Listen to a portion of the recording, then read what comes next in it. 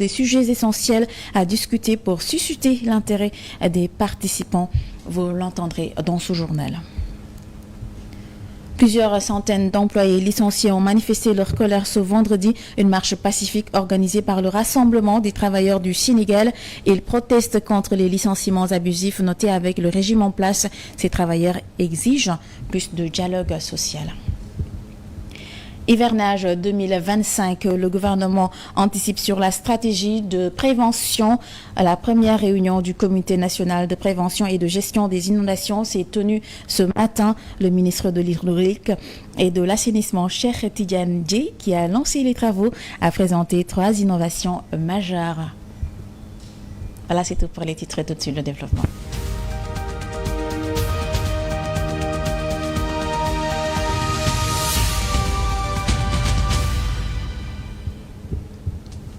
Bonsoir à tous. Nous démarrons par cet hommage à Mamadou Badjo Camara. L'homme a marqué plusieurs Sénégalais pour ses décisions prises lors de la présidentielle, décisions qui ont sauvé la démocratie sénégalaise.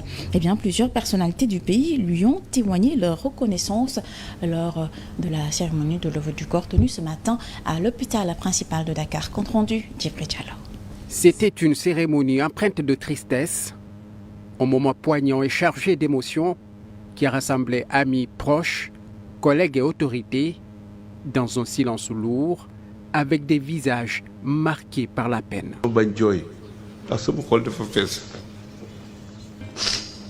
Que ton souvenir continue d'inspirer. Tous étaient là pour rendre un dernier hommage à ce magistrat émérite, figure respectée du droit. Il a toujours été brillant et attachant. On en parlait il y a 10 jours. Il ne laissait pas croire qu'il allait partir. Ça nous a surpris. Voilà. J'ai été marqué plutôt par sa courtoisie d'abord, vraiment son hospitalité, sa générosité de cœur et d'esprit. Mamadou Badjo Camara avait connu une longue carrière riche et prestigieuse à différents postes, mais ce sont les décisions prises l'année dernière, à la veille de la présidentielle par le Conseil constitutionnel, dont il était le président, qui ont marqué les Sénégalais, comme Seydi Gassama de l'Amnesty International. Le Conseil constitutionnel, sous sa présidence, a rendu des décisions extrêmement importantes qui ont sauvé le pays du chaos, qui ont remis la démocratie sénégalaise dans les rails et qui ont fait que la réputation du pays au niveau international est restée intacte. C'est cet arbitrage qui a mis fin à une crise politique inédite qu'a traversé le pays l'année dernière, qui a sorti de l'ombre cet éminent magistrat, ancien chef de la Cour suprême, qui était jusque-là resté discret. C'est un homme d'une sérénité exemplaire. Sérénité exemplaire, comme a dit effectivement le premier président Cheikh Tidiane Koulibaly. Dans des moments les plus troubles, il avait cette capacité de garder sa sérénité et de garder le cap. C'est un homme courageux, un homme affable. C'est un gars très honnête.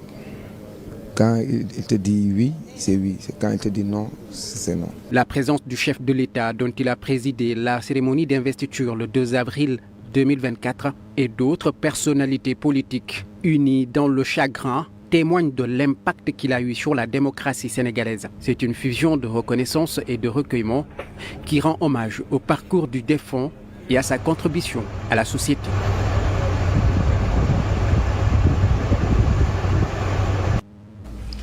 Touché par le décès brutal du président du Conseil constitutionnel, le chef de l'État a assisté ce matin à la cérémonie de levée du corps de Mamadou Badjo Camara. Le chef de l'État qui lui a rendu un dernier hommage garde de lui un magistrat courageux.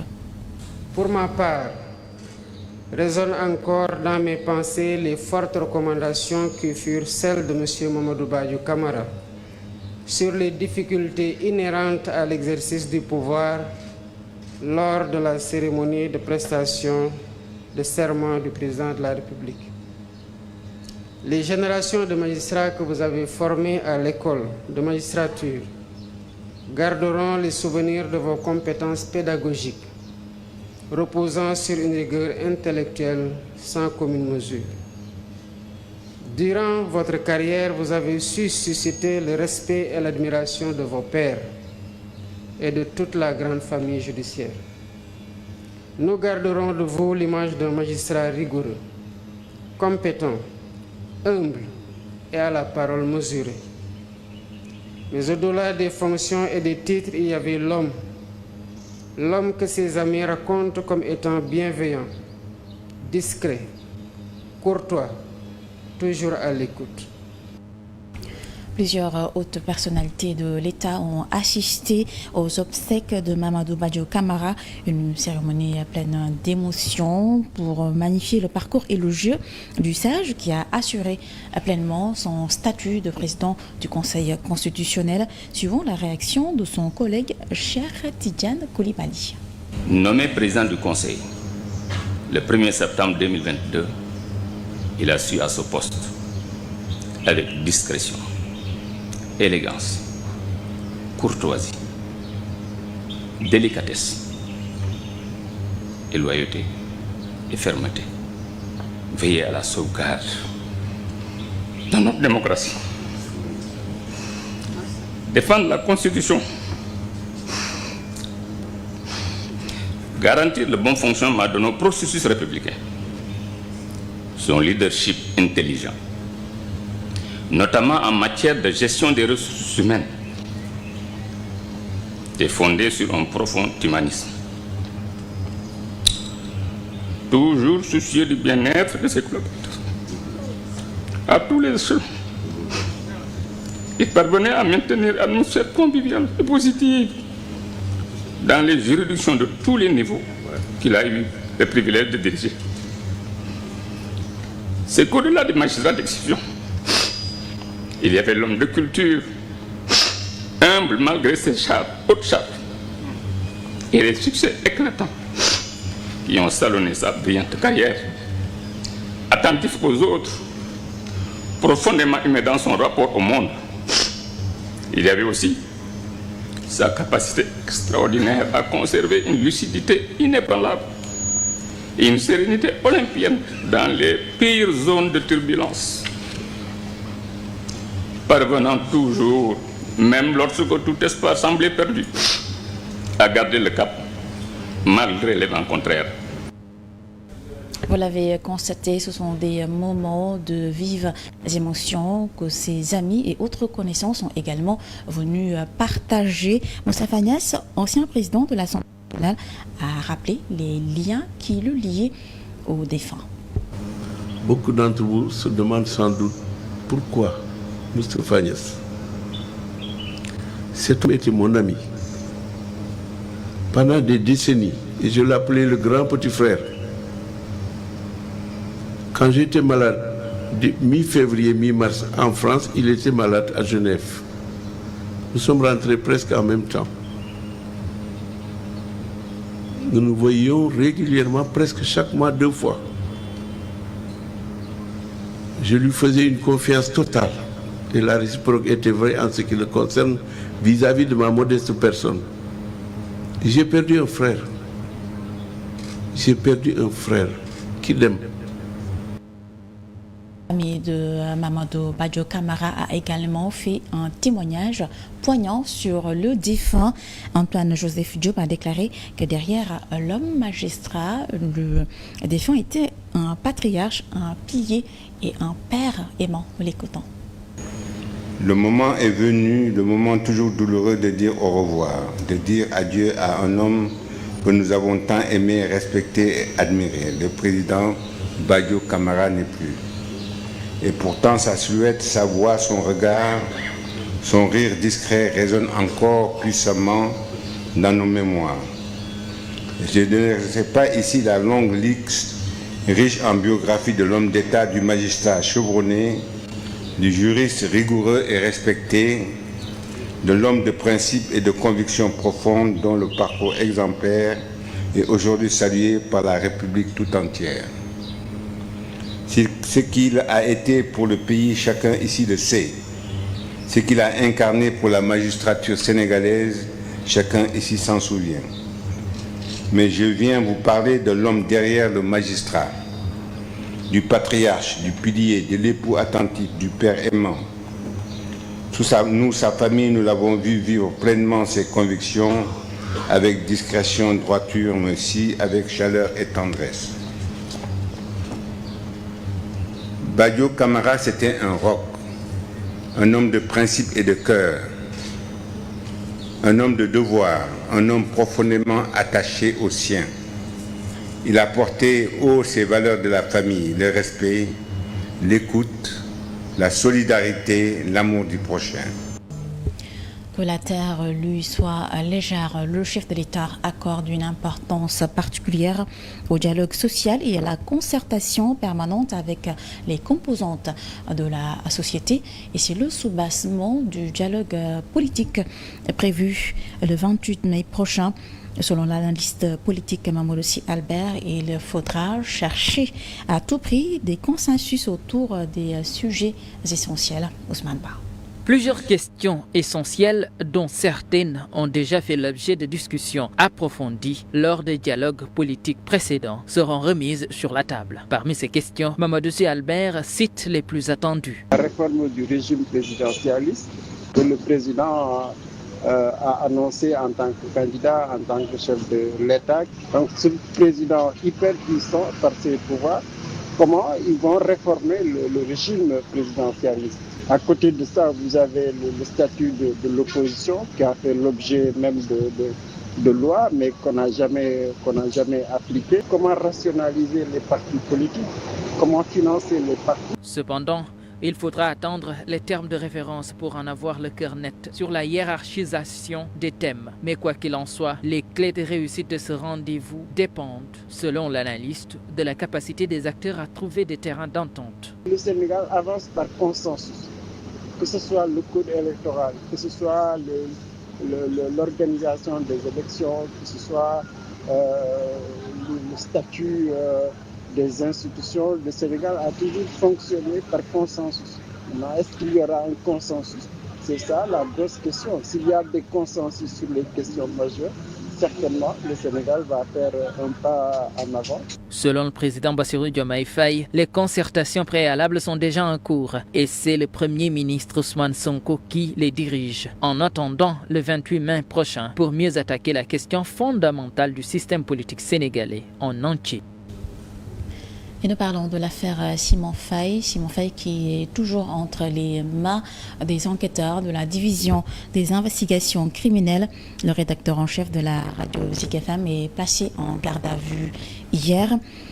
À la suite de son audition à la DIC, à l'origine de sa convocation, la reprise d'un article d'afriqueconfidentielle.com sur une page Facebook dénommée Zik FM l'officiel, un article qui relate la convocation d'Ousmane Sonko à Abidjan par le président ivoirien. Les responsables des médias ont abordé cette affaire. Evelyne Mandjouba, la coordonnatrice de la rédaction, assure l'intérim en attendant le retour de Simon Pierre Faye. La programmation ne fait l'objet d'aucune perturbation, ni à la radio, ni à la télé. Mais dans toutes les émissions diffusées ce matin, les présentateurs ont évoqué avec regret le placement en garde à vue du rédacteur en chef de la radio Zik FM. Il a fait l'émission La Matinale, c'est après l'émission qu'on lui a envoyé une convocation lui demandant d'y déférer des réceptions. C'était à la brigade des affaires générales de la DIC. Et c'est sur place qu'on lui a montré une publication sur une page Facebook qui s'appelle Zik FM l'officiel.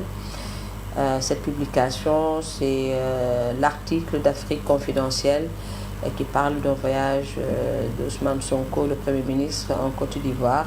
Tout le personnel des médias ignorait jusqu'à hier l'existence de cette page Facebook dénommée Zik FM l'officiel. Ça a été une découverte pour nous hier, cette page Facebook Zik FM l'officiel. Il a été auditionné hier à 2 reprises. Et voilà, après, ils ont décidé de convoquer la comptable, Madame Aïda Diop, qui est également régisseur du studio numérique. Qui est derrière la création de cette page? Et pourquoi des médias ont été convoqués alors que d'autres sites ont repris l'article de l'Afrique confidentielle? Ces interrogations sont sur toutes les lèvres. Pourquoi ces quotidiens-là ne sont pas inquiétés? Il n'y a que des médias qui sont inquiétés. C'est là où vraiment on se pose des questions et on se dit, voilà, à quoi ça ressemble, quoi. Voici l'article qualifié de sensible et subversif qui a valu à Simon Pierre Faye son interpellation. Dans cet article publié le 9 avril 2025, afriqueconfidentielle.com relate une convocation d'Ousmane Sonko par le président ivoirien Alassane Ouattara dans le but d'apaiser les tensions politiques qui persistent dans le pays.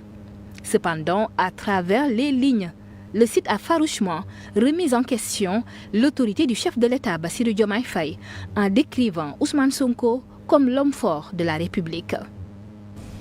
Autre chose également dans ce journal, face à une vague de licenciements qu'il juge abusifs, d'anciens employés de structures étatiques ont tenu une marche pacifique ce vendredi.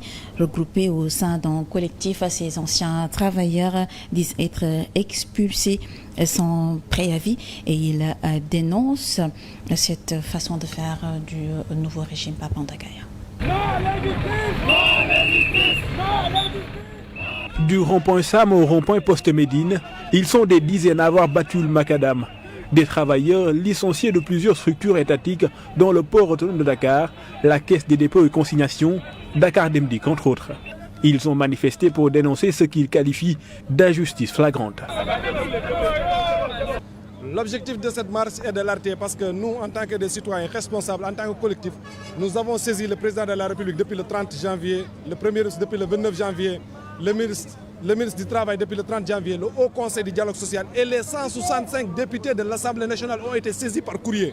L'éducation de nos enfants aujourd'hui est en jeu, notre santé est en jeu, la santé de nos familles est en jeu. Cela fait plusieurs mois qu'ils sont privés de salaire.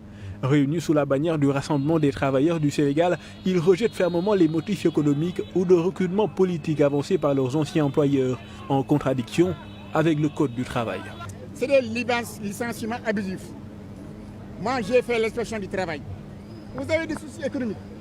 Vous prenez les directeurs qui touchent des millions. Vous les reconnaissez avec les mêmes salaires. Vous licenciez Samba, demain vous prenez Paul. C'est ce qui se passe. C'est au vu aussi de tout le monde.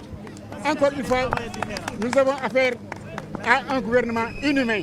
Le mouvement a également attiré des acteurs du monde politique. Parmi eux, l'ancien député Moussa Diakhaté. Je dis simplement, Monsieur le Président de la République, vous appelez à un dialogue. Le meilleur et le plus urgent du moment, c'est le dialogue avec les travailleurs du Sénégalais. Non pas un dialogue politique, non pas un dialogue de compromis. La seule voie de vérité, c'est la voie du combat et nous le mènerons avec respect. Déterminés à se faire entendre, les manifestants entendent tenir une marche chaque mois jusqu'à obtenir gain de cause. Selon eux, plus de 30 000 employés ont été mis au chômage à travers le pays depuis l'arrivée du régime du président Bassirou Diomaye Faye. Et puis les étudiants de la faculté des sciences juridiques et politiques de l'université Cheikh Anta Diop de Dakar expriment leur ras-le-bol face au système de couplage, un mécanisme pédagogique qu'ils jugent injuste et qui serait la cause principale du taux d'échec dans cette faculté. Pour le réajustement de l'année universitaire, les autorités de la faculté des sciences juridiques et politiques de l'université Cheikh Anta Diop de Dakar ont décidé de procéder à un système de couplage, des mesures vigoureusement dénoncées par ces étudiants qui parlent déjà de rêves brisés. À la faculté des sciences juridiques et politiques, il y a un département de sciences politiques où les étudiants en licence 1, 2 et 3 font 24 matières. Avec le système de couplage, ils font 2 semaines d'examen pour 24 matières. C'est-à-dire qu'un étudiant va faire pour 2 heures de temps 4 matières à examiner. Compte tenu du nombre de matières enseignées au niveau de la faculté, cette mesure paraît tout simplement irréaliste selon ses responsables syndicaux. Le système de couplage profite à tout le monde, sauf à l'étudiant. Il profite à l'administration, il profite au ministère de l'enseignement supérieur, il profite à tout le monde, sauf à l'intéressé. La personne qui est importante, c'est l'étudiant. C'est pourquoi nous appelons les étudiants de la faculté des sciences juridiques et politiques à nous rejoindre dans ce combat-là. Pas d'alternative, déclare-t-il, la seule solution reste le retour à la normale. Aujourd'hui, il n'y a plus de véritable problème à l'université Cheikh Anta Diop de Dakar. Les cours peuvent se poursuivre normalement. Avec le système de couplage, non seulement les travaux dirigés ne sont pas bien faits, parce que le temps ne nous permet pas de le faire, mais les étudiants ne sont pas examinés sur la base de leur capacité de compréhension et d'assimilation, mais sur la base de leur mémorisation. Depuis Les événements survenus au mois de juin 2023 qui avaient secoué le temple du savoir, les dirigeants avaient décidé de la fermeture pure et simple de l'université Cheikh Anta Diop de Dakar, une crise qui serait à l'origine du dysfonctionnement constaté. Moussa Mané, autre chose que je vous annonçais également en début d'édition, le ministre de l'Hydraulique et de l'Assainissement a présidé ce matin la première réunion du Comité national de prévention et de gestion des inondations. Cheikh Tidiane Dièye annonce 3 innovations majeures incluses cette année dans le processus de prévention. Il s'agit de l'inclusion, une méthodologie de connaissance des risques et le passage de bulletins météo pour plus d'impact, n'est-ce pas, Mamadou Kanté? Après les instructions données par le président de la République lors du Conseil des ministres du 26 mars dernier pour engager sans délai les opérations pré-hivernales, le ministère de l'Hydraulique et de l'Assainissement active la machine avec une première réunion du Comité national de gestion des inondations. Il s'agit pour nous de l'entrée en matière. On démarre le processus menant à l'hivernage 2025 avec une approche différentes. Nous nous y sommes pris très tôt. Nous avons mobilisé l'ensemble des parties prenantes. Cette réunion est une première en termes de nombre de participants. Une entrée en matière qui sera suivie, selon le ministre de l'Hydraulique, par un ensemble de travaux afin que le 15 juillet, le Sénégal soit fin prêt à accueillir les premières gouttes d'eau. Aujourd'hui, on a fini de faire la cartographie des zones inondables du pays, de l'ensemble des régions. Nous avons une parfaite maîtrise de la connaissance du risque d'inondation dans tout le pays. Nous savons également partout ce qu'il faudra faire en matière d'ouvrage, ce qu'il faudra faire en matière d'action et de coordination. Les structures des différents ministères qui sont impliqués dans les inondations et notamment toutes les structures opérationnelles membres du comité de gestion sont déjà à pied d'œuvre. Avec le radar installé à Diamniadio, le ministre envisage le passage des bulletins météo d'alerte à des bulletins d'impact pour plus d'efficacité dans la prévention et la gestion des inondations. Quel va être l'intérêt de cet outil? Si on dit lundi, tel jour du mois d'août, il pleuvra à Dakar et on attend cette pluie du côté de la corniche ouest de Dakar. On attend une centaine de millimètres ou 150 millimètres de pluie pourrait tomber sur la corniche. Mais plus encore, on va dire la pluie pourrait tomber entre 10h et 12h. Cela nous amènera à prendre les dispositions. Alors que le Sénégal fait face depuis quelques années au phénomène du changement climatique, les acteurs comptent mieux s'organiser pour faire face à toute éventualité. L'hivernage 2025 se prépare également dans les collectivités territoriales. À Kaolack, la municipalité mène déjà une opération coup de poing, même si la gestion des inondations ne fait pas partie des compétences transférées. La ville de Kaolack sollicite une coordination des actions pour mener à bien ce travail. L'inondation à Kaolack était très dense, mais depuis l'arrivée de Michel le maire Serigne Mboup, vraiment on a senti la population soulagée. Parce que comme l'assainissement et la gestion des inondations n'est pas une compétence transférée, le maire vraiment faisait des efforts jusqu'à ce que la population souffle après juste la pluie. Donc à travers PGIS, nous avons informé toute une population à travers les forums, à travers des forats du moins, des VAD et des caravanes dans les quartiers. Donc on a pu vraiment sensibiliser pas mal de gens et ces gens seront des relais à travers la population pour faire passer l'application Moytu Mbënd et le géoportail. De toute façon, nous on avait déjà commencé avec une opération coup de poing qui était dirigée par le secrétaire général. On impliquait les conseils municipaux, les adjoints au maire vraiment à être plus proches de leur population. Les Lions du Sénégal, tenant du titre, quittent la CAN U17 Maroc 2025 dès les quarts de finale, accrochés par une vaillante équipe ivoirienne. Ils ont cédé au bout du suspense lors de la séance des tirs au but, mettant ainsi fin à leur rêve de conserver leur couronne continentale, une désillusion qui résonne comme un douloureux déjà vu quelques mois après l'élimination des A à la CAN Senior, également face à la Côte d'Ivoire, le même adversaire, le même scénario cruel. Sport toujours, le stade Léopold Sédar Senghor rouvre ses portes après 3 ans de réflexion au grand bonheur des adeptes du football. Ce bijou architectural replace le Sénégal dans les normes internationales grâce à un partenariat sino-sénégalais. Le ministère des Sports a installé un office de gestion des infrastructures pour veiller à l'intégrité des infrastructures sportives sénégalaises. Omar Thiam. À quelques encablures du stade, anciennement connu sous le sobriquet Stade de l'Amitié, diverses activités se tiennent aux alentours. Vente de moutons, des mécaniciens qui squattent la zone, la liste est longue. Mais depuis la réception des clés du stade, ils partagent la même angoisse.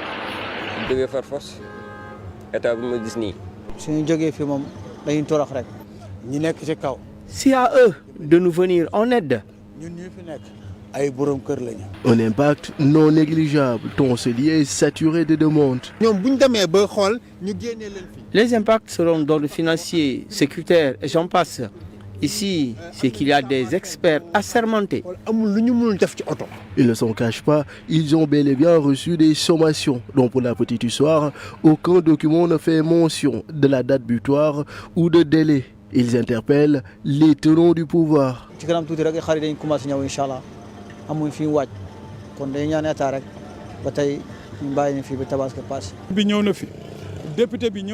Les autorités locales nous avaient dit de patienter. Maintenant, la balle est dans leur camp.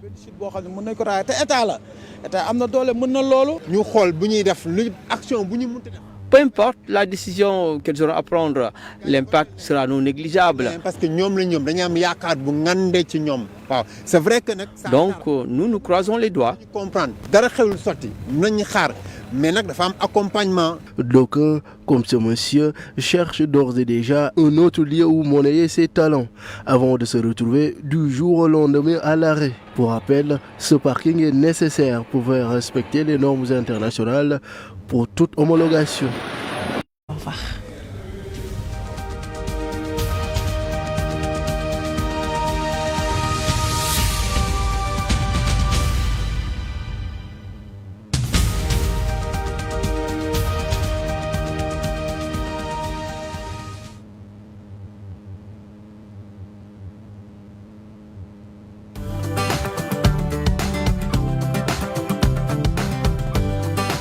cofeel la woon ci njëlbeen mbëggeel daal di lalu mbëggeel bu amul àpp te bëri doole lool ci wàllu télévision googu mbëggeel moo jox tey 7TV. suñuy programme tënku ci xarañteef gu mag ànd ak xalaat yu kawe ba weesu seen njort. ndax fi jamono tollu télévision dafa yittewoo ay xalaat yu yees ay góor ak i jigéen yu farlu ngir dundal ko. ñu boole suñu xol di leen jox ay xibaar ci réew mi ci bitim réew ak ci doxinu jamono. suñu bëgg-bëgg di télé bu wër àdduna bu ñëpp di safoo. dalee nag jàmm ci seen télévision 7TV. 7TV ngir télévision doonaat bànneex ci yéen. 7TV télé bi ñu nuru ba noppi di ñu dajale.